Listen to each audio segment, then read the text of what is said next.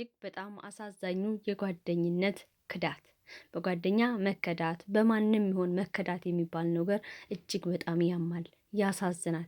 ሰላም ጤና ይስጥልኝ ውድና የተከበራችሁ ቤተሰቦቼ ሁላችሁንም ሰላም ብያለሁ። ያላችሁበት ሰላማችሁ ይብዛ።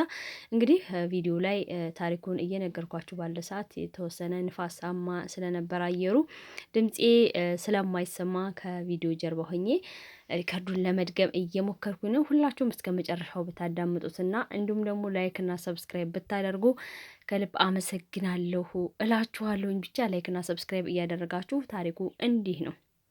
አንዲት የአረብ ሀገር እህታችን የወደፊት የልጆቼን አባት የትዳር አጋሪ ይሆናል ብዬ ያሰብኩትን ባሌን ጓደኛዬ ቀማችኝ፣ በገዛ ስልክ ገዝቼ በሰጠኋት ባሏ አደረገችው ትለናለች።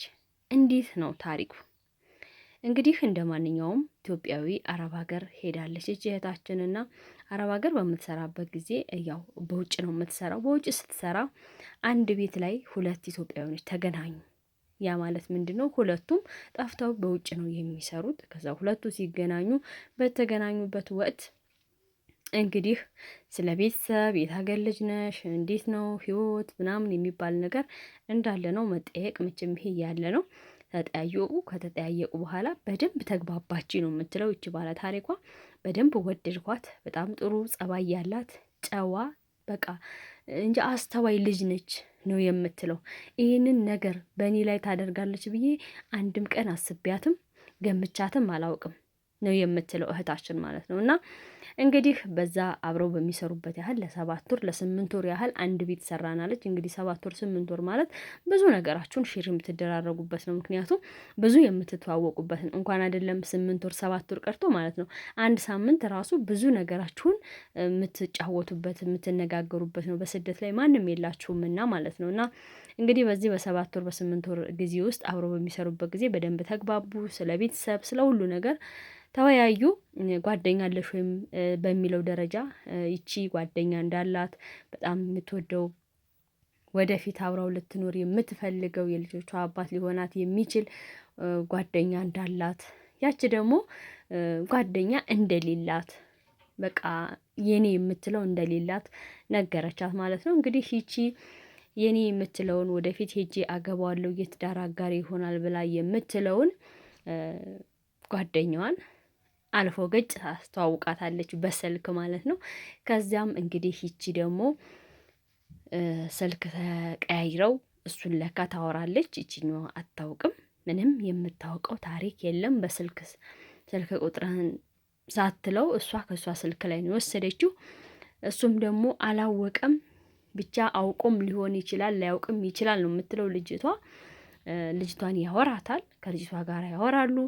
ከተወሰነ ጊዜ በኋላ አብረው ከሰሩ በኋላ ይቺ ከ8 ወር በኋላ ወደ ሀገር መግባት እንዳለባት መወሰኗን ነገረቻት።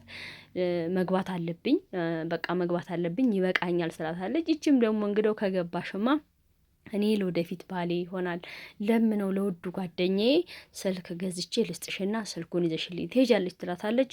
እሷም ደግሞ ስልኩን አሜን ይዤልሽ እሄዳለሁ ደግሞ ላንቺ ብላ በሚገባ ስልኩን ተቀብላ እንግዲህ ወደ ኢትዮጵያ ጉዟን ታቀናለች ማለት ነው።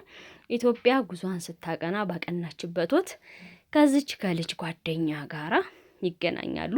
እንግዲህ አረብ ሀገር አንድ ቤት አብረው በሚሰሩት ጓደኛሞች ናቸው። አስቡት። ኢትዮጵያ ስትደርስ ስልኩን ልትሰጠው ተገናኙ። በተገናኙበት ሰዓት እነሱ ሪሌሽንሽፕ ጀምረዋል ማለት ይቻላል። ብቻ ግን ልጁ ባይጀምርም ግን በዛን ዕለት ልክ እንደጀመሩ ሆኑ። ተገናኙ። ስልኩን ሰጠችው። ስልክ ከሰጠች በኋላ ስልኩን ሰጠሁትም አላለችም። በዛው ዘጭ ረጭ ብላ ቀርታ እሷና እሱ ሌላ ዓለም ውስጥ ተገኙ። በሌላ ጊዜ እሱ መጥቶ ይቅርታ በድዬሻለሁ ይቅርታ አድርጊልኝ ብሏለች ትላለች። እንግዲህ ጓደኛዋን የራሷን ጓደኛ ይዞ ሲያበቃ በዛ ላይ ደግሞ ቆይቶ ይቅርታ ጠየቃት። ከዛች ከልጅቷ ጋራ ሌላ ውስጥ ገብተው ማለት ነው። አስቡት ምን ያህል እንደተከዳች። በገዛ ጓደኛዋ በገዛ ገንዘቧ ስልክ ገዝታ በላከች።